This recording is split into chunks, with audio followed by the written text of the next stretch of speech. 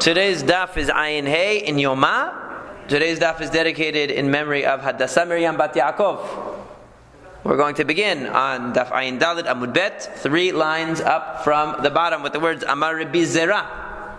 Amar Rabbi Zera. Rabbi Zera said, Mai Kira, what is the meaning of the pasuk that says, Tov Mare Einayim Mehaloch Nafesh. Better the seeing of the eyes than the going of the soul. What does that mean? So he says that Amar Resh Lakish. Resh Lakish answers. He asked a question. What is the meaning of the pasuk? Resh Lakish answered him. Tov marei einayim beisha yoter migufo shel maaseh.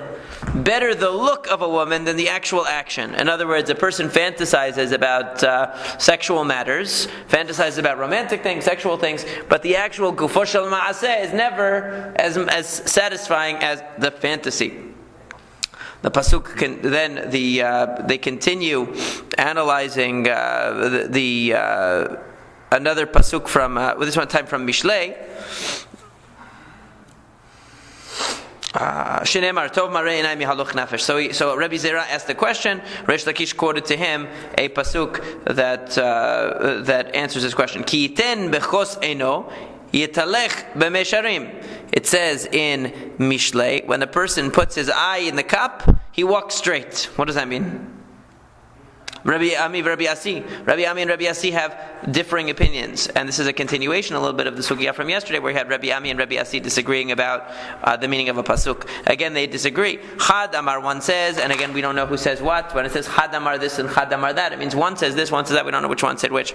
But anyway, Kol Anoten Eino Bechoso. Anybody, as Rashi says, Ohev Shechrut, who loves getting drunk, he puts his eye in his cup. Means it doesn't mean that he puts the eye drops into his eye, even though it's very appropriate for Rabbi Ben, but that's what it means. The person you dedicated the Yom to was an ophthalmologist. Oh, was she an ophthalmologist too? Oh, it was from the family tradition. Okay, so it should say, I believe, Kol ha'arayot kulan.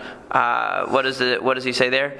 Kol ha'arayot kulan domot alav kamishor. All of the immorality, all of the sexual immorality looks like a straight path. In other words, what it means to say is that being drunk makes things that you would normally consider inappropriate seem okay, right? That's certainly true. The other one says it's not arayot, but even the money that belongs to other people. In other words, the whole world feels like it belongs to you when you're drunk, right? A person who's drunk all the time, they don't know the difference between what belongs to them and what belongs to other people. Okay, it says that worry in the heart of a person makes it go lower. In other words, when a person's heart is filled with worry, that lowers them, right? That makes them bend. It means it makes him bend. And the end of the pasuk is v'davar tov yisammehanna, and a good thing in the heart of a person makes him happy. So what does it mean what does this word yashhanna literally means to bend it? Okay, that when a person is worried, it debilitates them. Rabbi Ami, Rabbi Asi, Hadamar, one says that what it means to say is yisihanna midato. He should remove it from his mind. In other words, it's giving you an instruction. It's not telling you the state that when you have worry in your heart, it's going to lower you. It's telling you, like when we talk about heseh hadat, to remove something from your mind. In other words, get it out of your mind. If it's dragging you down, get it out of your mind. That's one way to read it. Very interesting. Another one says, tell it to somebody else. Tell your problems to others. Rashi says, Shema yasu aitza. Maybe he'll give you some advice. In other words, they're interpreting the pasuk not in describing a mental state of the person, but giving instructions. If you've got worry on your mind, get it off your mind. Tell it to somebody else. Maybe they'll give you some input that will help you deal with it. It says that the snake dust is his food. So again, Rabbi Ami and Rabbi Asi, we can see what the pattern is here. Rabbi Ami and Rabbi Asi disagreed about these pesukim. The tradition of exactly who said what was lost, but what we have, these continual discussions here. That what does it mean that that dust is the food of the snake? So one says one says that no matter what he eats, he tastes dirt. Okay? In other words, he can't taste any good food. Everything tastes the same like dirt. The other one says, you know what it means? He could eat all the good stuff in the world, but it's not going to satisfy him until he eats dirt. In other words, it's like certain people that they don't appreciate fine food, right? You could give them the most gourmet food. They don't like it. They want a piece of candy. They want a hamburger from McDonald's. It doesn't matter what you give them, how good it is, right? So one opinion is saying that the snake tastes dirt in everything. No matter what he eats, it tastes like dirt. The other view is saying that psychologically, so to speak, the snake, nothing satisfies him. He doesn't appreciate the finer things. He always wants the dirt at the end. Dirt is his ideal. That's what he's going to want. So Tanya, we learned in a Braita, Amar Rabbi Yosei said, Hashem's way is not the way of a human being. Midat basar vadam, a human being, maknit et havero yoredim hayav. If his friend bothers him, he goes down to his life with him. In other words, he has nothing good to do or say for him. Right? If somebody harms him or upsets him, he doesn't have any sympathy for them. But Hashem is not like that. Even though he cursed the snake, even though he cursed the snake, everywhere the snake goes, he finds his food. If he's on the roof, there's dirt. If he's on the ground, there's dirt everywhere. So it's actually in a way of beracha. He also cursed Canaan. So even though he cursed Canaan that his descendants should be avadim, they should be slaves, still, what are the laws about slaves? The master has to treat him well. He has to give him whatever he's eating. He has to take care of him. Whatever the master's eating, he can't give slop to the slave and he eats good food. He has to give the same thing. So it's a type of beracha. Kilelet Aisha, he cursed the woman with childbirth and having nidah, having to have menstruation, and yet everybody still chases after women. It never changed their mind, right? And kilelet adama, even though he cursed the ground, still it's what brings everybody sustenance. Everybody is sustained by the ground. So even though it seems like some of these things are curses, at the end of the day, they have a side of beracha as well. The Jews said, we remember the fish that we ate in Egypt for free. Rav and Shmuel argued about this pasuk chadam dagim. One says that it's literal. It means what it says, that they were reminiscing about, they were getting nostalgic about the dagim, about the fish that they ate in Egypt and how good it was. The hadamar arayot. One says that actually dagim is a euphemism for fish. For sexual immorality. Okay, where do we get that from? Rashi says denesru lahem bamidbar, because they were prohibited from lots of sexual impropriety that they used to engage in. V'dagalashon tashmish, and we find that fish is associated with sexual relations because v'yidgularov. Right, when you want to be fruitful and multiply, right, when it talks about having children, it says you should fish. You should be like fish. V'yidgu larov. So it could be a remez, it could be a hint to sexual immorality. The one that says that it means fish, that's what it says. We ate nochal. Right, and the one that says arayot, what's his support? Dichtiv hinam, because it says free, and food was not for free. Okay, so it couldn't be that that it's a reference to the food. The food wasn't for free. What was free? What was free was that they were having this. The immorality is free. You don't have to pay for it most of the time. What is the side that says that it means arayot? That really what they were complaining about was that they used to be able. They didn't want to come out and say we used to be able to have sexual liberty. So they said we missed the fish. Right? But, so what, right, it's a euphemism. What about the word nochal, we ate? It's using clean language. This is a pasuk from Mishlei, when it describes the adulterous woman. It says she eats, she wipes her mouth, and she says, I didn't do anything wrong. Okay, so eating can sometimes mean consumption of immoral pleasure. Okay? And according to the side that says that it was fish, what does it mean chinam? What does it mean that it was for free? So the havu behefkera, because they would get them from hefker, they would get them from ownerless sources. The amar mor, because the master said, Kashayu Yisrael shuavin mayim, when the Jews would go to draw water, Hakadosh Baruch Hu, the Holy One, blessed be He, mazmin lahem betoch hamayim dagim ktanim bechadehen. Hashem would send them in the water little fish that would give them some extra sustenance. So that's what they meant by the dagim that were free. These extra fish that would come up in the water when they would go to fill their buckets with water. So it was like an extra matanat chinam. Right, they're getting some free gift from Hashem. We understand according to the one that says fish.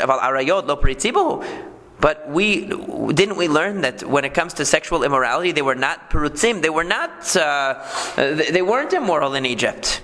Because it says in the pasuk in Shir Shirim, my sister, the bride, is like a closed garden. Meaning to say, according to the midrashic interpretation of Shir Shirim, it means that she closed herself off, meaning that she did not, that she didn't allow herself to be taken advantage of sexually, and right. We learned that the women had to beautify themselves for their husbands. Right. But the one that says dagim, what is his objection to the idea that they were involved in arayot? Because we learned from Shir Shirim that they didn't involve themselves in sexual immorality, they were with their husbands. Not with people they weren't supposed to be. What about the pasuk Mayan Chatum, that they closed off their source? In other words, that they didn't engage in immorality in Egypt. What it means is that people that by the laws of Noach, by the Noachide laws, they were prohibited in having. Rashi says,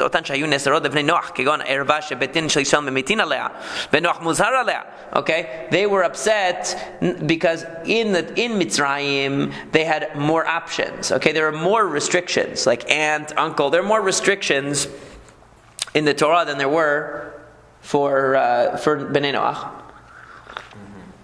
And they were upset about the additional restrictions. Okay, not that they were so immoral in Egypt that they were really, really terrible, but that they were following the Bnei Noach laws, and they were upset about the freedom that they had, more choices for shidduchim back in Egypt. So the Gemara says, according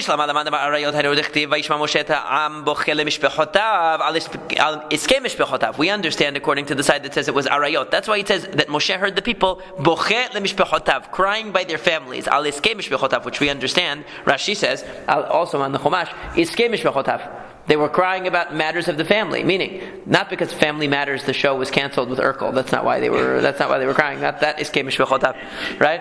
Because they were upset that they wouldn't be able to have so many choices for shidduchim. Shenesru lahem lishkav etzlam, that they weren't allowed to lie next to them anymore. Ela leman damar dagim, but according to them that says that they were really just complaining about fish. Mai buchem mishpechotav. Why does it say that they were crying the mishpechotav? Right? Ha veha havai. The answer is according to the one that says dagim. Okay?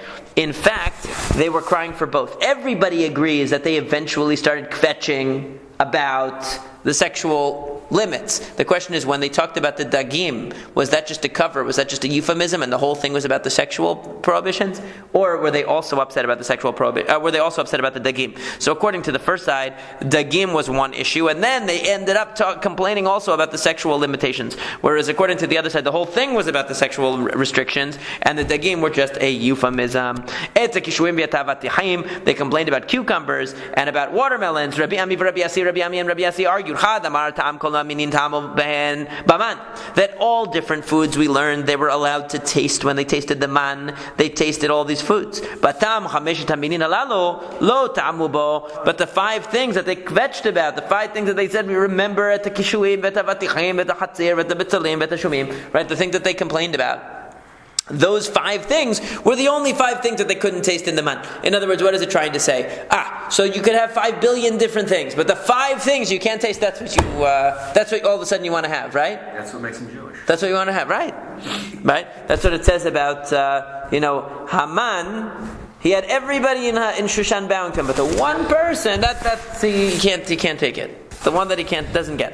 So, Rashi says, Shehen kashin ubarot umenikot. Apparently these vegetables were bad for women who were pregnant or nursing. Like we know that certain things that you don't eat because they're bad for nursing.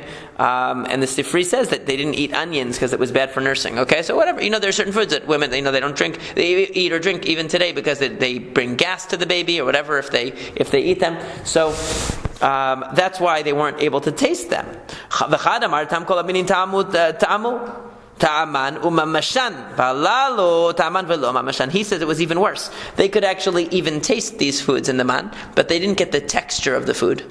In other words, everything else they would be thinking about a hamburger, and they would eat the man and they would taste the hamburger. Not only did it taste like a hamburger, but they actually could feel a hamburger in their mouth. But for these 5 things, they could taste it, but they couldn't get the texture, and that's why they were complaining.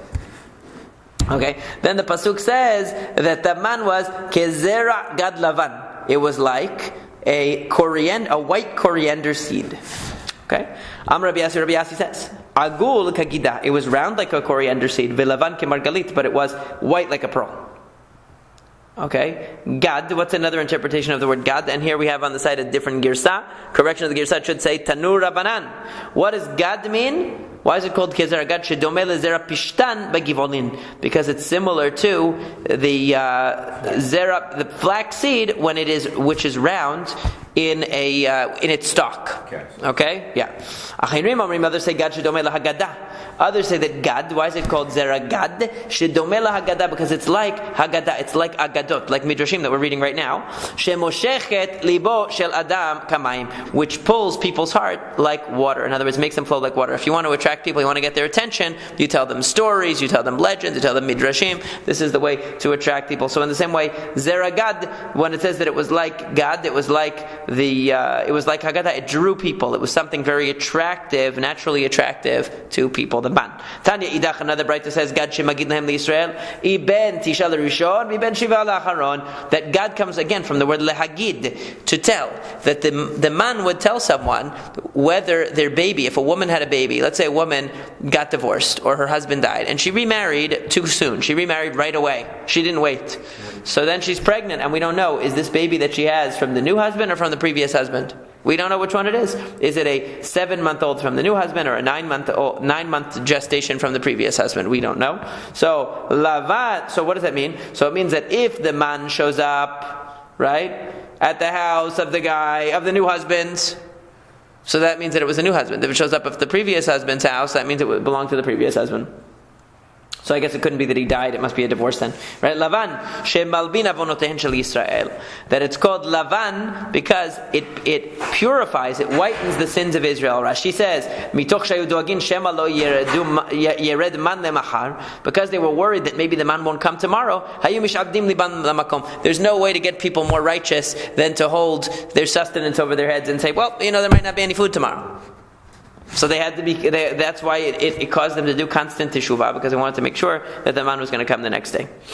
Tanya, it says in a Braita, Rabbi Yossi says, Kishem shenavi haya magid lahem leYisrael mashe b'sdakin, just like the Navi would tell the Jewish people what was in the nooks and crannies, so to speak, secrets. Kachaman magid lahem leYisrael mashe b'chorinu mashe b'sdakin. In the same way, the man would reveal secrets to the Jews. Ketzad, how so? Shenayim sheba'u lefnei Moshe ladin. 2 people would come to Moshe Rabbeinu for a judgment. Zeh omer abdi ganavta. One said, you stole my slave. V'zeh omer ata mechartu li. And the other one would say, you sold it to me. Moshe would say to them, you know what we should do here? There's a very simple, it's called trial by ordeal, my friends.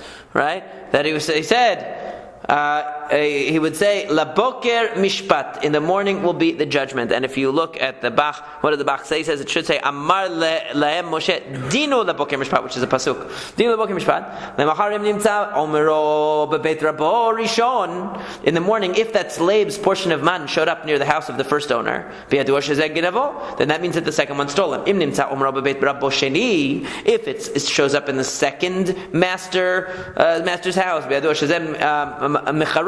then that showed that he really sold him. In other words, where the man showed up would show you who it really belonged to. Also a man and a woman, and they would come to Moshe Rabbeinu for judgment. He would say, she cheated on me. And she would say, he is mistreating me. In other words, they each blamed each other for their marital troubles. So she says, I want my ketubah. Rashi says she's claiming she wants her ketubah. She wants a ketubah. He's saying, what are you talking about? It's all your fault. Right? Amar lehem Moshe, it should say again, Dinu la boker mishpat, we will judge in the morning. If her portion of man is found in the husband's house, that means she was the guilty one, because she still should be with her husband. However, if it showed up in her father's house, that means that indeed she was right in her claim, and she should be let go and given her ketubah. So that's how the man worked. So that's an interesting thing. So the gad, zera gad, is referring to the haggadah, that the man could be used as a litmus test for the righteousness of even individual cases. Very interesting. Now, Ketiv, it says in the pasuk,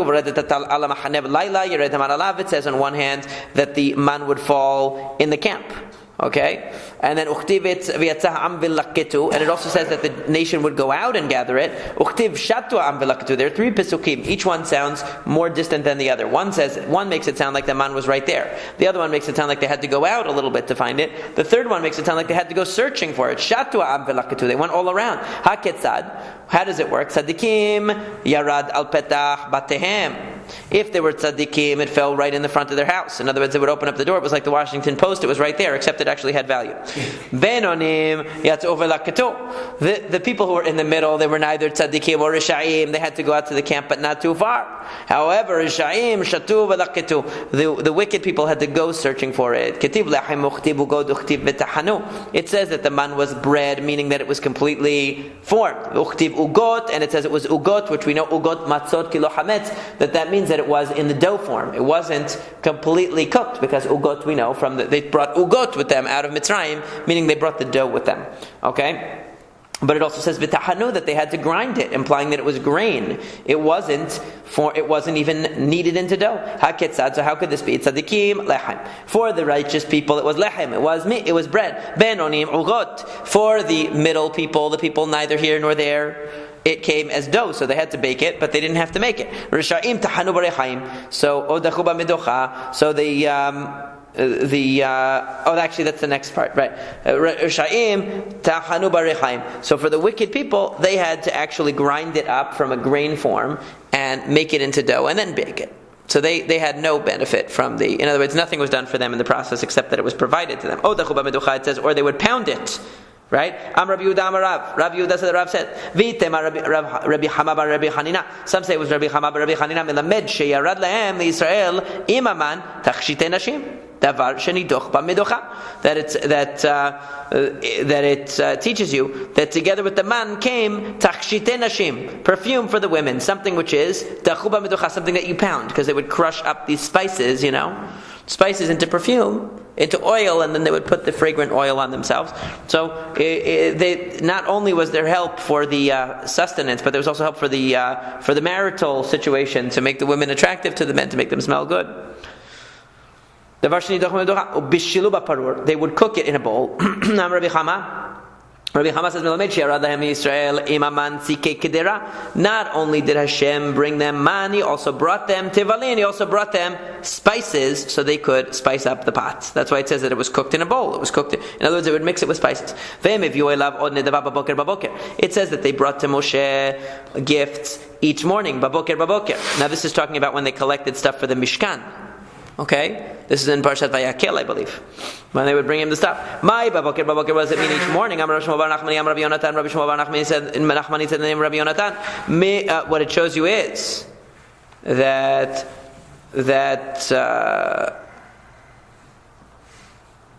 what should it actually say? Midbar? Midavar. Okay, Midavar shirad lahem baboker, right? In other words, why does it say they brought him a gift each morning? That Midavar shirad lahem baboker, that they brought Moshe something from what came down each morning. Meaning to say that what came down each morning?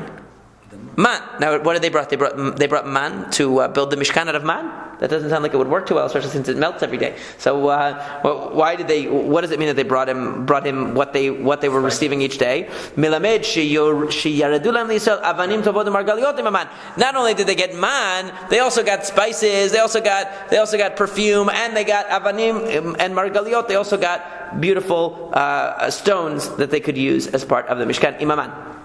And it says that the princes brought at Avnei HaShoham. They brought beautiful stones for like the Kohen Gadol's clothing and so on. Tana Nisi'im Mamash. It says in the Braita, it doesn't mean Nisi'im the princes, it means Nisi'im Mamash Ananim. Clouds. The clouds carried them. Okay? That's a pasuk in Mishlei that says, if you have clouds and wind and there's no rain, so too is the person who promises to give tzedakah and doesn't pay. That's the end of the pasuk. I forget the exact language. Right, mitalel b'matat shaker is the ish mitalel b'matat shaker, the person who praises himself with a false gift. In other words, he claims that I'm going to donate this and that, and he never does. So too, it's like having clouds, but there's no rain. So nisi'im mean clouds. The clouds brought the fine gems. And it says that the taste of the man was like an oily type of wafer or cake. Amar Rabbi Abba says, "Mashed zeh." So they take the word lishad, okay, to mean shed, meaning shadayim, meaning the breast that the baby nurses from. Tinok to'em ba kama ta'amim. The baby tastes all kinds of different things. Whatever the mother eats is what the baby tastes. Af haman kol zman she'yisrael ochelin oto motz'in bo kama ta'amim. That as long as the Jews were eating it, they would taste all kinds of different tastes in it, just like a baby who nurses. Ika the Amri Sam say lishad mamash, mash, which should say lashed mamash. It's talking about a shed, demon. Mashed zeh mitapech lekama gevanim. Just like a shed can transform into many different things. Af haman mitapech lekama ta'amim. So too can the man change into many different tastes. In other words, in both cases, lishad here is being interpreted as the versatility, we could say, of the man. In other words, it could adapt itself to your taste, and that's what lishad means. It was a transformer more than meets the eye, but there were no Decepticons back then. Moshe says, "Betet Hashem lachem ba'erev basar le'echol." When Hashem gives you in the evening meat to eat, ve'lechem b'boker lisboa, and bread in the morning to be satisfied. Tanad mishmei Rabbi Yoshua ben Korcha. It was taught in the name of Rabbi Yoshua ben Korcha. Basar shishalu shelo kahogen, nitan lem shelo kahogen. They asked for meat in an inappropriate way. They complained, and it was inappropriate. Why? Rashi tells us why was it shelo kahogen? Mitoch keres mele'ah. They had a full stomach. They had plenty of animals, and yet they still asked Hashem to provide it. So that wasn't appropriate. So therefore, they received it in an inappropriate way. Rashi says, what does it mean, inappropriate way? That they received it at night, where they didn't really have time to prepare it into a proper meal. Yarad lahem im hashecha. Rashi says it came at night. There's no time to prepare dinner when it falls at night. Okay. However, lechem sheshalu kahogen, but bread which was asked for because she'efshar liyot below lechem, as Rashi says, you can't live without bread. Okay. Tell that to the gluten-free people. But so it was given to them for properly. In other words, in the morning, so that they had time to prepare it appropriately. The Torah teaches us derech eretz that a person should really eat meat only at night. Dinner time is time for meat. But didn't Abaye say on the previous stuff? Didn't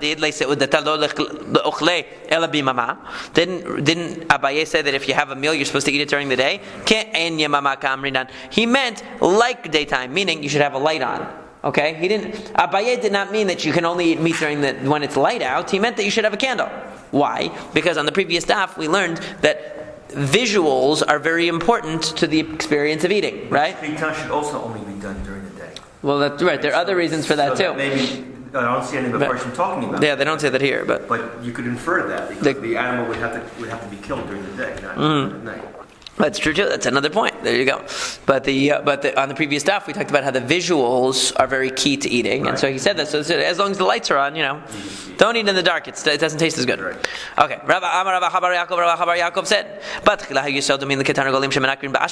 the Jews originally were like chickens or hens that pick at the garbage. In other words, think about how they lived. They lived as slaves in Egypt. The slave grabs whatever he can get. He grabs whatever he can get. Until Moshe came and he made for them a time of meal times. The concept of meal times is a concept of being civilized. We don't, we take it for granted. But an animal doesn't really have a concept of meal time. It wants to eat all the time. People feed an animal when the people are eating, so we give it that. That's an extension of us. But really, an animal would eat any time whenever it can. Okay, and it's same with anybody desperate, anybody who's living below a level of civilization, a homeless person, a person who's desperate. They're not functioning on a high level, but it's a sign of being civilized and being dignified that a person has meal times. It's something we don't think about; we take for granted. I think. It said that the meat was still between their teeth when they died. This is talking about the story of the salav, of course, the story of the birds that Hashem sends for them to eat. So on one hand, it says that the meat was still between their teeth and they died, but didn't Hashem originally say that it was going to be around for a whole month? So what happened to the month of eating the meat? It seems to terminate rather quickly. So it says, Haketzat Benonim la'altar, the regular people died immediately when they went out to grab the meat. Because remember, they spent an entire 36 hours uninterrupted collecting meat because they were so gluttonous when they saw that meat. It said they did the entire day and the night, all night long, and the entire next day collecting the slab. It was pretty crazy. It was mass hysteria. So those people died. However, Sha'im, the bad people, they suffered for a whole month with it. So they had to have suffer the pain of the having filled up on that slav for a month and then died. So they had a longer, drawn-out death. It says that it was spread out. Literally, that comes from the word like a shatiach, like a carpet. In other words, it's spread out, right? That's what it says. Amar Reish Lakish, but Reish Lakish says, Al tikre vayishtechu ela vayishhatu. Here you go, Rabbi Ben.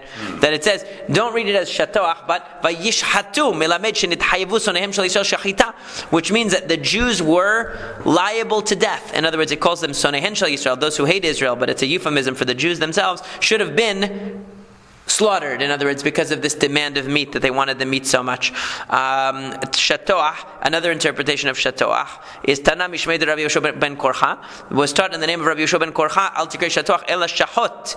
Rather, it should say shachot, milamed she'aradam l'Yisrael imaman, davar sheta'un shachita, that something came down to the Jews with the man that required shachita. In other words, the Slav required shachita, birds that require shachita. Okay? Now, it wasn't that they came down, it didn't come down in a package prepared, like the Israeli chicken that you get by in the store. It's not like that. Amar Rabbi said, do you learn that from here?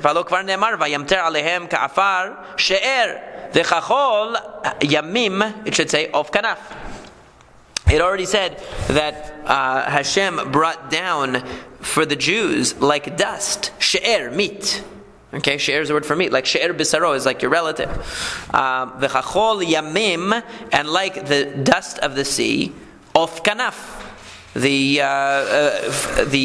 bird of the wing. In other words, the winged bird. In other words, Hashem gave them.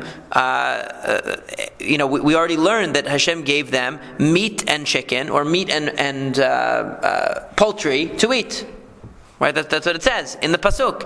And Vitani, we learned in a Braita, Rabbi says, "V'zavachta kasher tziviticha," that you should slaughter kasher tziviticha as I have commanded you. Melamed shenitztava Moshe ala veshet v'ala kaneh. This shows you that Moshe was commanded on the windpipe and the esophagus. Al rov echad ba'of ve'al rov shenayim b'behema, that you have to slice the majority of one siman in a chicken, in a bird, and the majority of two in a behema. So what do you see from this? That what's the point of Rabbi bringing all of this information here? So the point is that they already had a command of shechita given. So how can you learn that they were as Rashi says on the that the pasuk already told us that they received all of this, that they received meat and poultry, and we already learned kasher tziviticha that they were taught shechita. Right, so why are you? What are you adding by saying that the birds required shechita? We already know that, and that was something that they already knew. So what does the word shatoach mean? To show you that there were layers and layers of birds on the ground. In other words, there was so much that they were layered on top of one another. That's what it's really trying to tell you. Okay, ketiv lechem uchtiv shamen. Uchtiv divash. There are several words used to describe the man. One is lechem, bread. One is shemen, oil. One is divash, honey. Amar Rabbi Yossi b'Rabbi Hanina. Rabbi Yossi b'Rabbi Hanina interpreted it as follows: Na'arim lechem. The young people tasted it as bread. Lazakedim shemen. To the older people, it was like oil. Latinokot divash. And to the babies, it was like honey. Ketiv selav v'korin selav. It's written selav with a shin. Shalav, right? But it's read selav, which according to you would be the same thing. Shalav is the same thing. Why does it say it twice? Amar Rabbi Hanina says, Tzadikim ochelin oto b'shalva. Right? Selav looks like the word shalva. Peace. The tzaddikim made it in peace. Rishayim ochelin oto v'domeh lahem kesilvin. That they would eat it and it felt like thorns. They're wicked people. So the sound of samech is to evoke the idea of thorns. The shin that it's written with is to evoke shalva, that the righteous people ate the slav, but they were in peace. They weren't going crazy over it. They just had some of it, and they were fine. Okay. Rabbi Hanan bar Rava said, Dalid minei selavin. And here it's written with a samech actually. There are 4 types of slav. Ve'elohen sichli, ve'kivli, upisyoni, uslav. Okay, there are 4 different kinds. One is just called slav. The other 3 have other names. Sichli, that is gri'a dekulu. Okay, so it says that. I'm sorry, I skipped one. Malya dekulu sichli. The best one is the sichli. Griya dekulu slav. The worst one is slav. Va'aveke tziporta. And yet it's as big as a bird, a tziporta. Umotvinan la bitanura. And when you put it into the oven, this is saying even the worst one, okay? Even the worst one, which is the slav that they received in the midbar, was so oily that if you put it into the oven, vitafah, it would expand. V'have male tanura. And it would fill the entire oven. Umaskinan le atlesa rife. And even if you were to put it on underneath it 10 loaves of bread, there was so much oil that would seep down. It was like the pizza at certain restaurants we have in this community, that the oil would seep down so far, okay, that the bottom of the 13 layers, it's actually in Silver Spring, it's the one here is not that oily, the oil would seep down, that the bottom one was so oily that you couldn't eat it unless it was al yedei ta'arovet with something else. It was inedible. So that shows you that's a lot of oil. So the point is that out of the 4 types, even the least of these types is so oily that obviously that's for many people that's a positive, right? In other words, it's very tasty. Right. It's was attached. Yeah, that was being good. So? Yeah, it is good. It does taste good. It is? It does taste good. Rav Yehuda mishtakach beidane. Rav Yehuda had a special ness happen to him that he would in between the barrels of wine he would find slav. God would send him some slav. It was so good. Rav Chizda mishtakach beitzivei. He would find it amongst the wood in his shed. Rava might ele arise kol yoma. It used to be that Rava had a sharecropper who would bring him every day some slav from the field. He would find slav and he would bring it. It was a delicacy. It was so good. Me'agma, it says in the Bach, that he would bring it from the swamp. Yom Ahad, one day, lo aite, he didn't bring it. Amar Maihai, he said, what happened? Where's my slav? Hi, Salik le'igra. He went, I'm sorry, I said hi twice. He said Maihai, what is it? Salik le'igra, he went to the roof. Shema'ili yanukat dekamar, he heard a child reading the pasuk, Shamati v'tergaz bitni, the pasuk from Eov. I heard, and my stomach was angry. Okay? That meant there was bad news. Amar Shemamine, we can hear from this a sign. Nach nafshed Rav Chizda ubedil rabba achil talmida. That we can hear from this. In other words, from the fact that he heard the child reading in the Beit Midrash this pasuk, that I heard something that made my stomach roar. In other words, it made me very upset. From that, he heard that there must be bad news. Rav Chizda must have died, and because Rav Chizda died, that's why the student only benefited from the slav because of the teacher. Because of Rav Chizda's zechut, I received the slav, but now that he's gone, I don't get it anymore. He saw that, so the fact that he didn't get the slav that day was a sign he wanted to investigate further, and his suspicion was confirmed. Ketiv, it says, Vatal shechvat tal.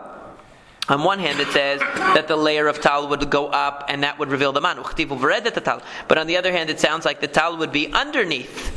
Rabbi Yosef, Rabbi Chanina says, tal milmala v'tal milmata. They're both true. There was a layer of tal, a layer of dew underneath the man, and a layer of tal on top of the man. It was like something contained in a box, and that is one of the reasons that they give, that when you bring the challah, when you bring the bread on Shabbat, you are supposed to put a layer under it and a layer over it. There is a minhag like that in order to remember the man. Dak mechuspas. It says it was fine and mechuspas. What's mechuspas? Rish Lakish says it means something that melts in your hand. Okay? Mechuspas is a shortening of the word nimach pisat yad. Okay, so in other words, it is something that melts in your hands, not like M&Ms. They melt in your mouth, not in your hand. Rabbi Yochanan says davar shenivla b-248 ivarim. Mechuspas means something which is absorbed in all of your ivarim, in all of your entire 248 limbs. Mechuspas. So where are they getting that from? Because the gematria of mechuspas is 248. But then the Gemara asks, mechuspas tuvahave. What are you talking about? Mechuspas is not 248. Okay, so Amar Rav Nachman bar Yitzchak mechuspas ketiv. It's written without a vav, and when you remove the vav, now you have 248. Then Rabbanan, the rabbis taught, Lechem abirim achal ish. It says that the bread of mighty ones was eaten by a man. Lechem shemalachei yesharet ochelin oto. Divrei Rabbi Akiva. The man was the bread eaten by the angels, says Rabbi Akiva. Uchishinemru dvarim lefnei Rabbi Yishmael. When these words were stated before Rabbi Yishmael, Amar lehem, he said to them, Tzeu ve'amru lo. Go tell him, la'Akiva, tzeu ve'imru lo, Akiva ta'ita. Akiva, you made a mistake. Do the ministering angels eat bread? It's already stated that Moshe Rabbeinu, because he went up to receive the Torah and he was on the level of an angel, he didn't eat bread or drink anything. What does it mean that lechem abirim? that lechem shenivla b-240 u'shmona evarim. It means bread that is absorbed in the 248 limbs. Okay, it doesn't mean the bread that the angels eat. Right, so he says, Ela ma'ani mekayem v'yateti lecha lazenecha v'yatzata shamachutz. The pasuk says, what does it mean then when it says that they had to go out to the bathroom? Because it gives them a mitzvah that they should have a shovel, and they should take their shovel and go to the bathroom, dig a hole and go to the bathroom. If all of the man was absorbed, they didn't have to go to the bathroom ever. They never had to go to the bathroom. So what do they need that for? That the things that they would buy from merchants on the street, that would make them have to go to the bathroom. But the man didn't. Rabbi Elazar ben Parta says, man mefigan, even the things that they bought from merchants that sold to them things on the street, the man would neutralize them and they didn't have to go to the bathroom. So why then does it say that they have to have a shovel to dig in order to go to the bathroom? After they sinned, demanding the meat. Okay, when they complained about the lechem hakilokel, actually, he says, not about the meat, but when they later said, we're tired of this lechem hakilokel, and Hashem sends the nechashim. Remember when Hashem sends the snakes to bite them? Okay, so that at that point they no longer had the nest that they didn't have to go to the bathroom. They had to go to the bathroom again. Amar HaKadosh Baruch Hu says, Hashem said, I told you could be like the angels of heaven, and you wouldn't have to go to the bathroom. But now you're going to have to walk 3 parsa every time you want to go to the bathroom, because you're going to have to go out of the camp. As it says, because it says that they camped on the Yarden from Bet HaYishimot until Avel HaShitim. He said, I saw the area in which Rabbi Bar Chana says, I saw the area where the Jews were encamped, the area that stretches from Bet HaYishimot to Avel Shittim, and the space is 3 parsas. So in other words, a person has to walk along the entire camp and leave the camp in order to go to the bathroom.